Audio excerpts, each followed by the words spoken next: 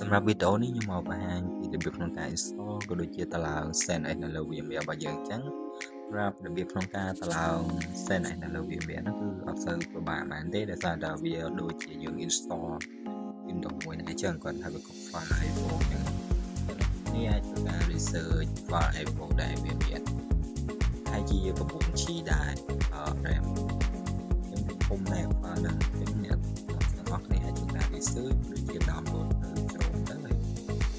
ការ customize រៀបចំវាតាមនឹងដូចយើងបង្កើត Windows Server ដែរអញ្ចឹងទៅយើងគាត់តែ change file ISO ហើយរៀបចំ install តាមនឹងទៅអានឹង OK ហើយសម្រាប់ set នេះយើងបន្ទាប់ពីយើងធ្វើការ set នៅ file ISO ចូលអានេះធ្វើការ process ចឹងយើងអាចជ្រើសយកទី1ព្រោះគោលដៅយើងគឺ install set នៅឯយើងយកទី1មកធ្វើការ scroll យកទី1យើងរកចាំការ process មួយហ្នឹងដើម្បី install នៅ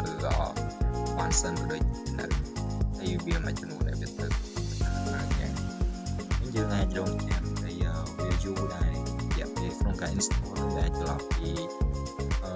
15នាទីទៅ20នាទីទៅស្ដែងទៅដល់ពេលយើងអាចមានស្មាត់ process គឺឬក៏យឺតជាស្ដែងចំណានេះខ្ញុំ review មកតែខ្ញុំបានព្យាយាមតាមវីដេអូនឹងចោលអស់ច្រើនមែនទេដោយសារតែprocess ខ្ញុំ process ឡើងហ្នឹងគឺប្រហែលជា20នាទីជាងធ្វើវាចំអញ្ចឹងអ្នកទាំងអស់គ្នាអាស្រ័យទៅលើ computer របស់យើងដែរថា computer របស់យើងវារត់លឿនឬមួយក៏យឺតអានេះជាក់ស្ដែងតែសម្រាប់ computer របស់ខ្ញុំដោយសារតែវាប្រើយូរឆ្នាំហើយអញ្ចឹងវាសមត្ថភាពវាក៏ទៅតាមនឹងដែរអញ្ចឹងអ្នកទាំងអស់គ្នាធ្វើមួយតាមហ្នឹងទៅហើយនេះបន្ទាប់ពីវា process ពេញវា load មកកាន់កន្លែងនេះនិយាយទៅកន្លែងនេះវាចប់ដល់កន្លែងហ្នឹងមកយើងចូលធ្វើការ login មួយឆ្ងាញ់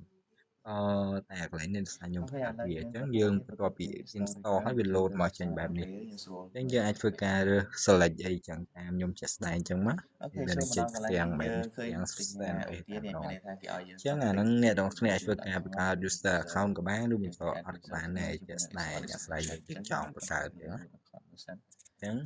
ខ្ញុំ enable នេះយើងអាចធ្វើការ select តាមខ្ញុំមកដើម្បីដាក់ password ដូចជាបង្កើតនៅ name របស់យើងអីចឹងទៅដើម្បី secure របស់យើងដែរអានឹងអាស្រ័យលើយើងតែយើងចង់ដាក់ឬមួយអីជាស្ដែងយើងចង់ដាក់វាជា secure បែបនេះអីបើយើងអត់ចង់ដាក់បទបញ្ហាដែលឡើងហ្នឹងយើងចូលចេញមកអូខេកន្លែងនេះយើង set username របស់យើងហើយជាមួយនឹង password របស់យើងមកយើងនេះហើយយើងចេញមកវាចេញផ្ទាំងបែបនេះអញ្ចឹងអ្នកនរគ្នាអាចធ្វើតាមខ្ញុំ step by step អញ្ចឹងមកគឺអាចបង្កើតជាមួយនឹង send នៅលើ VMware បានហើយគឺអត់សូវពិបាកហ្មងទេហើយអូខេអញ្ចឹងខ្ញុំនេះបានហើយ ពេច check មើលនិយាយទៅយើងព្យាយាមតែវាហ្មងហើយយើងអាច install បាននៅលើ software កន្លែងនេះគឺយើងអាចធ្វើ function មួយចំនួនតាមខ្ញុំ ឲ្យមើលតែខ្ញុំអត់ចង់មើល UI ពើមើលអញ្ចឹងខ្ញុំចង់ដាក់ command line ទេអូខេខ្ញុំ click ទៅលើ server នេះមកកន្លែង additional software solution environment នេះយើងរើសមើលពេលក្រោយបានអញ្ចឹងខ្ញុំអត់ install ទេខ្ញុំដាក់អូខេ មួយចំនួនដែរវាអញ្ចឹងបន្ទាប់ពីនេះហើយយើង click ទៅលើ begin installation អញ្ចឹងអូខេចឹងកន្លែងនេះអូខេឥឡូវបន្ទាប់ពីយើងនេះហើយយើងត្រូវការចុច select install កន្លែងនេះក៏វាយូរដែរយើងអាចរងចាំនិយាយទៅសម្រាប់បើសិនជាវីដេអូពេញវាអាចចន្លោះម៉ោងដែរតែវា install យូរមែនតើអញ្ចឹងអ្នកអាចធ្វើការតឡើងនៅ file ISO ហើយធ្វើការតឡើងមួយជាហ៊ានរងចាំវាតិចតួចទៅអាហ្នឹងយើងអាចបង្កើតវាបានហើយតើតជាមួយនឹង CNOS របស់យើងណាហើយយើង install តែនេះពេញគឺចំបីវីដេអូរបស់យើងគឺអត់មានអីទៀតទេពេលដែលយើង install ពេញហើយវានឹង load កន្លែងយើង login ចូល account កន្លែងយើងបង្កើត username របស់យើងមិនដែលមាន password មាន username អីដែលយើងបានដាក់ហ្នឹងអាហ្នឹងយើងអាចធ្វើការ log វាចូលទៅក្នុង CNOS របស់យើងវិញបានអញ្ចឹងអានេះខ្ញុំកំពុងតែធ្វើការ install ដើម្បីបញ្ចប់វា complete ហើយឥឡូវយើងត្រូវតែ report system មកវិញមកនេះបន្ទាប់ពីចប់វានឹង load ទាំងខ្មៅបែបនេះ install បញ្ចប់អីអញ្ចឹងតិចយើងរងចាំវាបន្តិច